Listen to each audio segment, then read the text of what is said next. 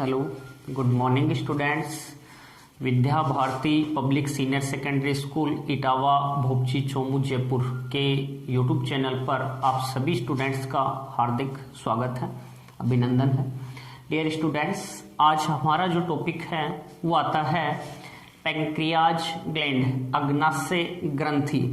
हम बात कर रहे हैं ह्यूमन के डाइजेस्टिव सिस्टम की, और मनुष्य का जो पाचन तंत्र है उसमें हमने बात की है कि 3 पाचक ग्रंथियां पाई जाती हैं, 3 डाइजेस्टिव ग्लैंड्स पाई जाती हैं, जिनमें फर्स्ट अपन ने बात की स्लाइवरी ग्लैंड की, लार ग्रंथियों की। सेकंड अपन ने पढ़ा लीवर ग्लैंड, यकृत ग्रंथि। और आज हमारी पाचक जो ग्रंथि है वो है अग्नाशय ग्रंथि, पैंक्रियाज ग्लैंड। तो अग्नाशय जो ग्रंथि है वो कहाँ स्थित होती है और इसकी ये जो ग्रंथि है ये किस प्रकार की ग्रंथि है, इसकी हम चर्चा करें तो सबसे पहली चीज तो अग्नाशय ग्रंथि कहाँ प्रेजेंट होती है। तो हमारी जो अग्नाशय ग्रंथि है वो आमाशय के पीछे और यू आकार की जो ग्रहणी है उस ग्रहणी के बीच में पाई जाती है। ये तो अपना स्टोमक था, ये अपना आमाशय था, और यहाँ ये यू आकार की हमारी क्या थी, ग्रहणी थी। ठीक है, ये पूरी की पूरी ग्रहणी आगे छोटे आंत में खुलेगी। तो यहीं पर एक अनियमित से आकार की ग्लैंड पाई जाती है, एक ग्रंथि पाई जाती है, और इस ग्रंथि को ही हम क्या कह रहे हैं, अग्नाशय ग्रंथि कह रहे हैं। तो कहाँ पोजीशन, इसकी स्थिति कहाँ है, आमाशय के पीछे और यू आकार की ग्रहणी के मध्य, ऐसे बना सकते हैं। ये अपनी यू आकार की क्या है, ग्रहणी है। इस ग्रहणी के मध्य, ग्रहणी के बीच में ही है, ग्रहणी के मध्य यहाँ ये जो ग्रंथि है ये अनियमित आकार की ये जो ग्लैंड है, इस ग्लैंड को ही हम क्या कह रहे हैं, अग्नाशय ग्रंथि कह रहे हैं या पैंक्रियाज ग्लैंड कह रहे हैं। आकार अनियमित है और टाइप, ये जो ग्रंथि है किस प्रकार की ग्रंथि है, तो ये एक मिक्स्ड ग्रंथि है, मिश्रित ग्रंथि है। मिश्रित ग्रंथि से मतलब है कि यह है एक्सोक्राइन और एंडोक्राइन, अंतः स्त्रावी भी है, अंतः स्त्रावी व बहिस्त्रावी, एंडोक्राइन और एक्सोक्राइन दोनों प्रकार का काम करती है। अर्थात अंतःस्त्रावी ग्रंथि के रूप में इसके द्वारा हार्मोन का सिक्रेशन होता है, और बहिस्त्रावी ग्रंथि के रूप में इसके द्वारा अग्नाशयी रस का स्त्राव किया जाता है, जिसमें बहुत सारे एंजाइम्स क्या होते हैं, प्रेजेंट होते हैं। ये जो ग्रंथि है तो अपन ने यहाँ तो बात कर ली कि कैसी ग्रंथि है, ये मिश्रित ग्रंथि। कैसी ग्रंथि है, मिश्रित ग्रंथि। और यहीं पर अपन इसकी उत्पत्ति की बात करें, ओरिजिन की बात करें, तो इसका जो निर्माण होता है भ्रूणीय एंडोडर्म स्तर से होता है। यकृत जो है उसका भी एंडोडर्म स्तर से होता है, लेकिन जो स्लाइवरी ग्लैंड है, लार ग्रंथियां हैं, उनका जो निर्माण है उनका निर्माण होता है एक्टोडर्म से। कौन से, भ्रूणीय जनन स्तर से, एक्टोडर्म स्तर से बनती है। यह जो उत्पत्ति हो रही है एंडोडर्म स्तर से हो रही है, मिश्रित ग्रंथि है। रंग की बात करें अपन, इसका कलर की बात करें तो ये गुलाबी रंग की ग्रंथि है।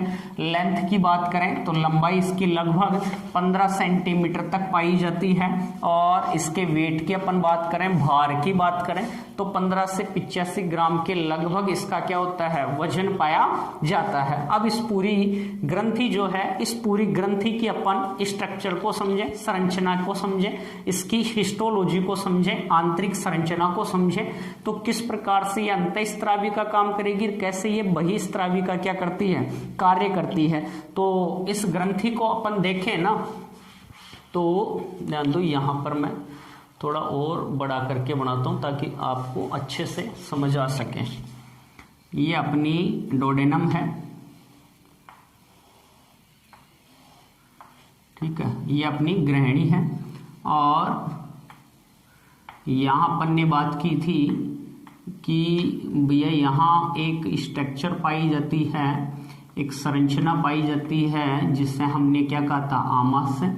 और इधर से यकृत की पालिकाओं से हिपेटिक डक्ट से निकलती हैं। जो हिपेटिक डक्ट सिस्टिक डक्ट के साथ मिलती हैं, पित्ताशय से निकलने वाली पित्त वाहिनी के साथ मिलती हैं और कॉमन पित्त वाहिनी बाइल डक्ट का निर्माण करती है। ये बाइल डक्ट आगे क्या होती है, अग्नाशय से निकलने वाली जो वाहिनी होती है, पैंक्रियाटिक जो डक्ट होती है, अग्नाशय वाहिनी जो होती है, उसके साथ मिलकर यकृत अग्नाशय वाहिनी का निर्माण करती है। यकृत अग्नाशय वाहिनी सम्मिलित रूप से कहाँ खुलती हैं, ग्रहणी में, डोडेनम भाग में खुलती हैं। तो यहाँ हम देखें तो ये जो पूरी स्ट्रक्चर है, ये पूरी जो संरचना है, ये सारी आमाशय को दर्शा रही है। किसको दर्शा रही है, आमाशय को।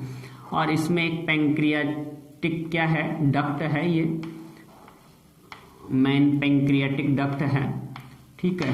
बाकी अपन इस ग्लैंड में बात करें तो इस ग्रंथि में बहिस्त्रावी ग्रंथि के रूप में बहुत सारी एसिनाई पाई जाती हैं। क्या पाई जाती हैं, एसिनाई स्थित होती हैं।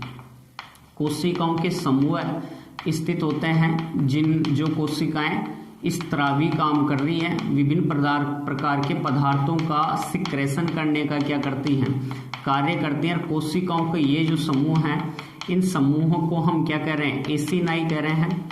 और ये एसिनाई, प्रत्येक एसिनाई पैंक्रियाटिक डक्ट में खुल रहे हैं इस प्रकार से, यहां से ये। तो ये एसिनाई जो हैं ये करेंगे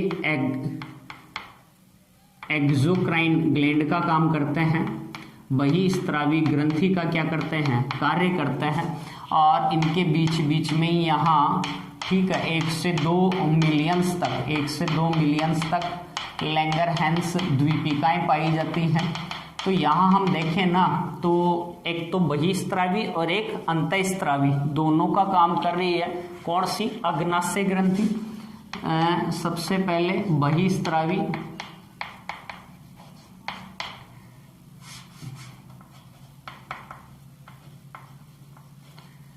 एक्सोक्राइन की बात करें, और दूसरा है अंतःस्त्रावी।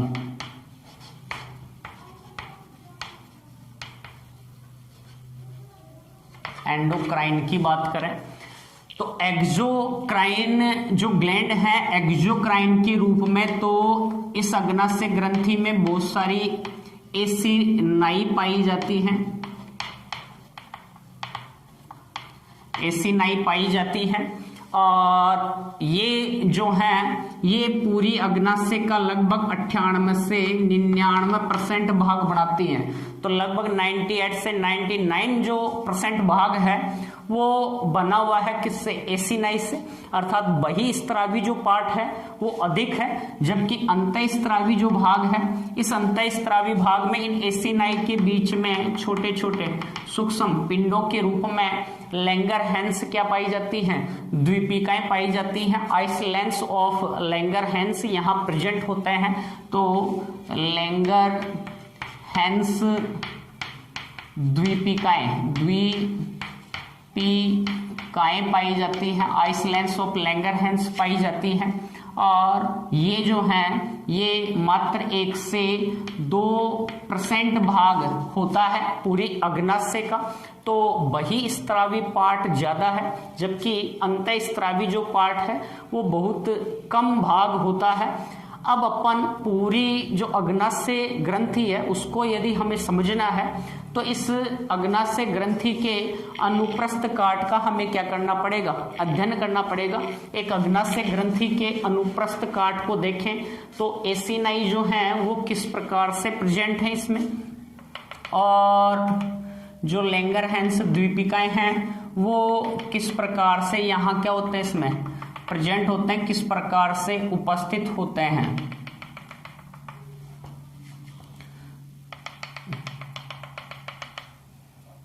तो हम एक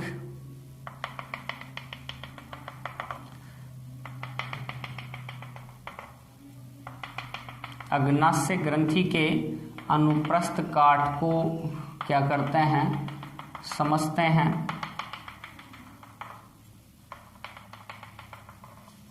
तो इस प्रकार से तो यहाँ इसमें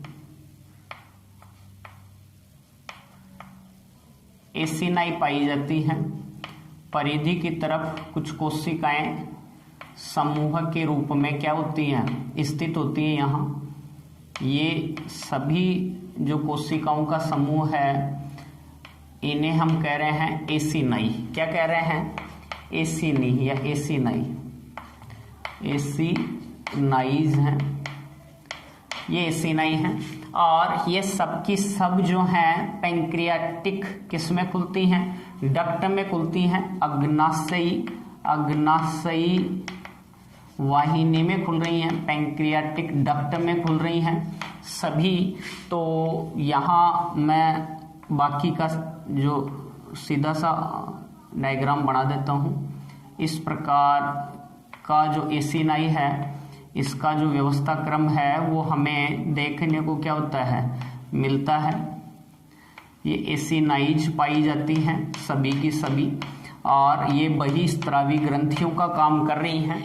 और इन सब के द्वारा यहाँ अग्नाशयी रस पैंक्रियाटिक जूस जो है उसका स्त्राव किया जाता है।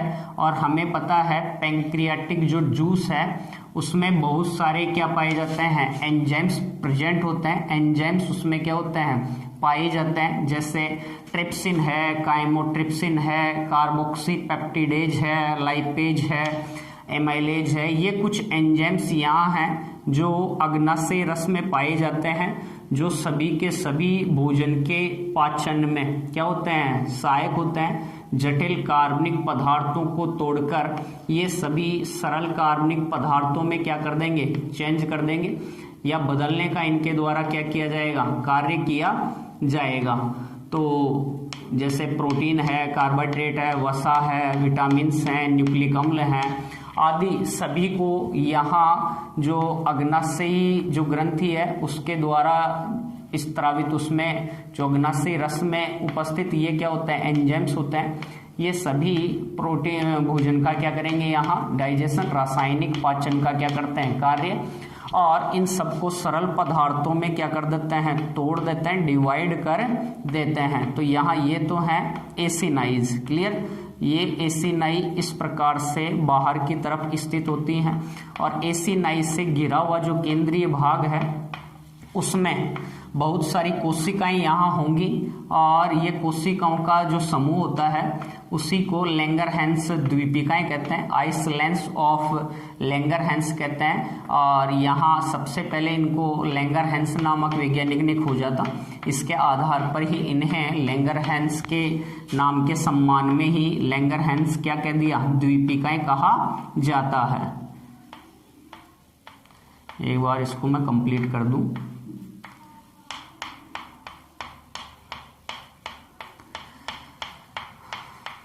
तो ये बाहर की तरफ सभी एसिनाई कोशिकाओं के जो समूह हैं इन्हें सबको क्या कह रहे हैं, एसिनाई कह रहे हैं, ठीक है। यही कुछ ब्लड वेसल्स वगैरह भी यहाँ क्या होती हैं, प्रेजेंट होती हैं। रक्त वाहिकाएं भी क्या होती हैं, प्रेजेंट होती हैं। यहाँ पूरा कनेक्टिव टिश्यू संयोजी ऊतक क्या होता है, प्रेजेंट होता है। इस प्रकार से यहाँ एसिनाई जो हैं वो प्रेजेंट हैं, किसमें, अग्नाशय में।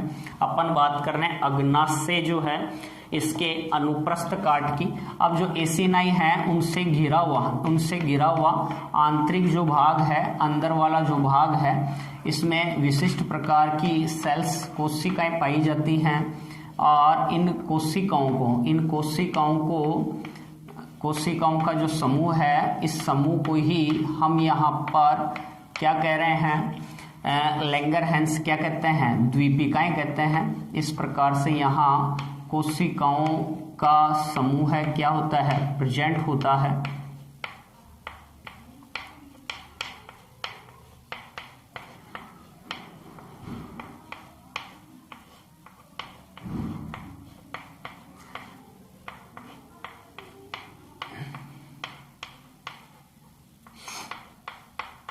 इनमें जो अंतःस्त्रावी का काम करेगी ये लैंगरहैंस की द्वीपिकाएं। इन लैंगरहैंस जो द्वीपिकाओं की बात करें तो इनमें हमें मेनली मुख्य रूप से तो अपन दो ही कोशिकाओं की चर्चा करेंगे, लेकिन 4 प्रकार की यहाँ सेल्स पाई जाती हैं।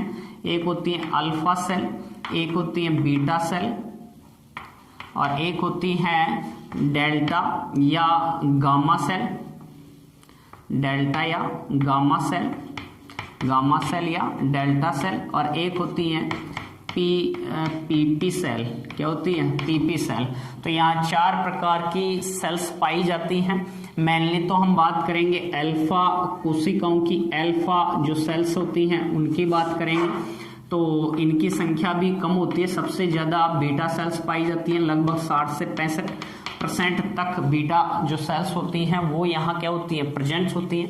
अल्फा जो कोशिकाएं हैं वो परिधि की तरफ कहाँ पाई जाती हैं? परिधि की तरफ। यहाँ जैसे ये परिधि जो पार्ट बन रहा है लैंगरहैंस द्वीपिकाओं का, तो परिधि की तरफ मेनली जो कोशिकाएं पाई जाती हैं वो जो कोशिकाएं हैं कौन सी है? यहाँ अल्फा सेल हैं, अल्फा कोशिकाएं हैं। इसके अलावा अपन केंद्र में बात करें तो अधिकांशतया लैंगरहैंस द्वीपिकाओं में जो सेल्स पाई जाती हैं, जो कोशिकाएं दिखाई देती हैं, वो मुख्यतया कौन सी हैं? Beta cells. कौन सी होती हैं? Beta cells. ये जो कोशिकाएं दिख रही हैं इन्हें कह रहे हैं बीटा सेल। क्या कह रहे हैं? Beta cell. इसके अलावा यहाँ कुछ डेल्टा या गामा सेल या डेल्टा सेल पाई जाती हैं, और कुछ पीपी सेल जो हैं वो भी यहाँ पर क्या होती हैं? प्रेजेंट होती हैं।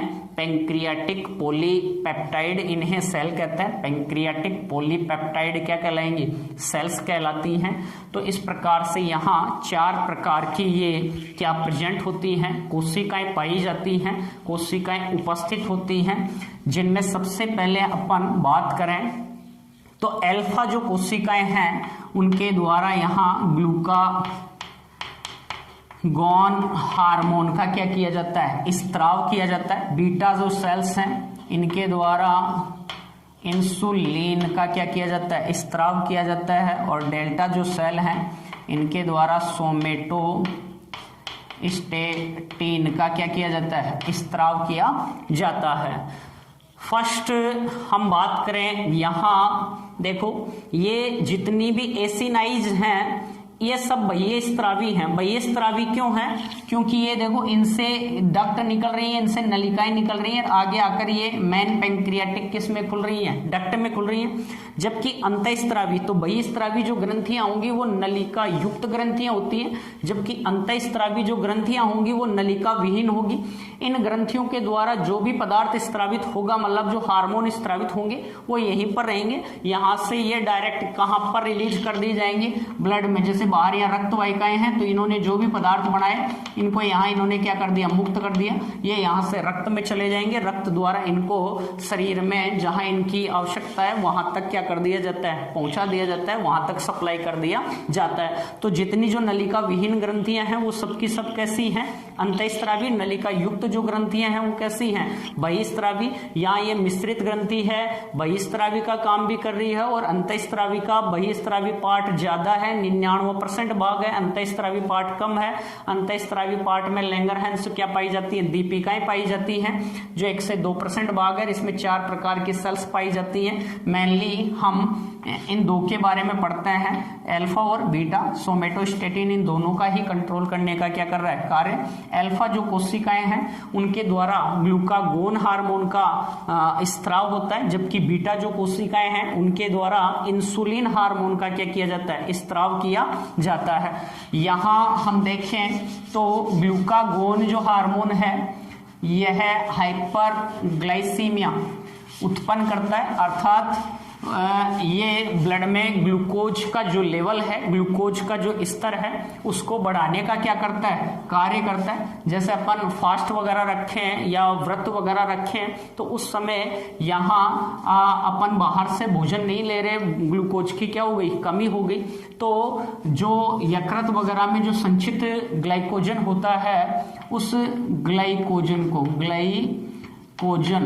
को यहाँ जो ग्लूकागोन हार्मोन है, ये ग्लूकागोन हार्मोन किस में चेंज कर देता है?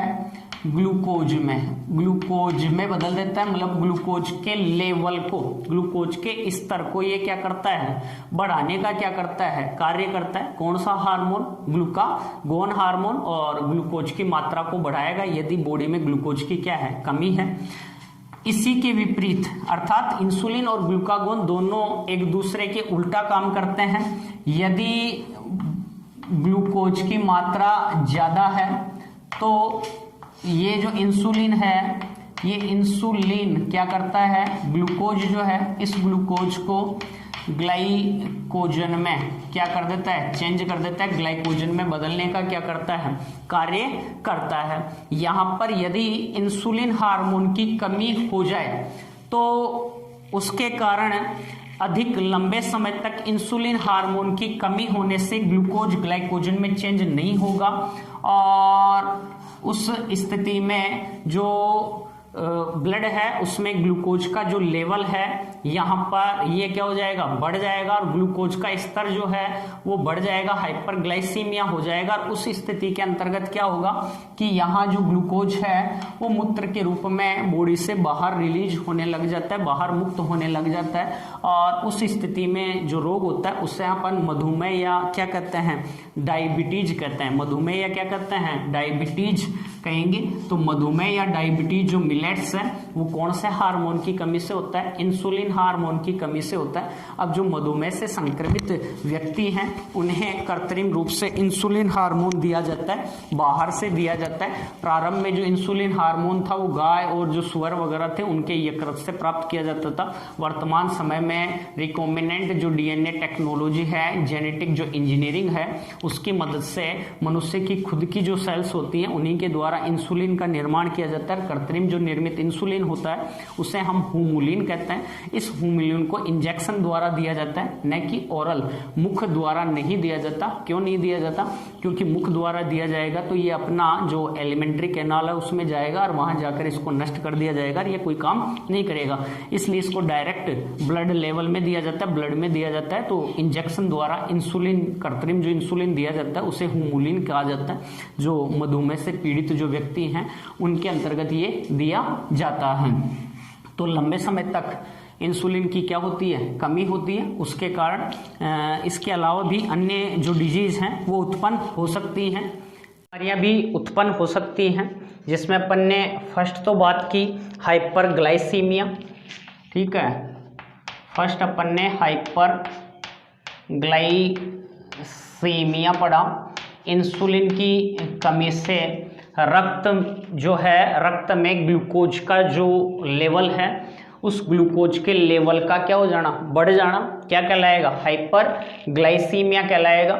इसके अलावा ग्लाइकोसोयूरिया या ग्लाइकोसूरिया जो बीमारी है उसमें क्या होगा, ग्लाइकोसूरिया, इसमें क्या होगा कि इसमें जो ग्लूकोज का जो लेवल बढ़ा ब्लड में वो मूत्र के रूप में बॉडी से बाहर निकल जाएगा। तो ग्लूकोज का मूत्र के साथ बाहर निकलना क्या कहलाएगा, ग्लाइकोसूरिया कहलाएगा। ऐसे जो व्यक्ति हैं उनमें बार बार मूत्र जो विसर्जन की क्रिया है वो देखने को मिलती है और उसे पोलीयूरिया अपन कहेंगे। क्या कहेंगे, पोलीयूरिया कहेंगे। बार बार जल की जो कमी है वो अधिक होगी तो पोलीयूरिया उसमें हमें देखने को मिलेगा। इसके अलावा पोलीडिप्सिया उनमें देखने को मिलता है, पोलीडिप्सिया उनमें देखने को मिलता है। अर्थात यदि जल की कमी ज़्यादा होगी तो उस स्थिति में उन्हें प्यास भी क्या होगी, अधिक लगेगी। तो पोलीडिप्सिया, जो मधुमेह के रोगी हैं उन्हें प्यास अधिक लगती है, जिससे अपन क्या कहेंगे, पोलीडिप्सिया कहेंगे। इसके अलावा पोलीफिजिया, जिसके अंतर्गत या एक होता है कीटोन यूरिया। तो कीटोन यूरिया के अंतर्गत जो कीटोन वगैरह है उनका जो त्याग है वो बॉडी से अधिक मात्रा में मुक्त किए जाते हैं। तो यहाँ ये कुछ जो डिजीज हैं, बीमारियां हैं, वो देखने को मिलती हैं इंसुलिन हार्मोन की क्या होने से, कमी होने से। मेन जो है इसमें वो आता है डायबिटीज मिलेट्स, जिसमें ग्लूकोज जो है वो मूत्र के साथ बॉडी से बाहर रिलीज हो जाता है। तो ये आज अपनी थी पूरी पैंक्रियाज जो ग्लैंड थी, जो अग्नाशय जो ग्रंथि थी वो कंप्लीट होती है। धन्यवाद सभी को। जय हिंद, जय भारत।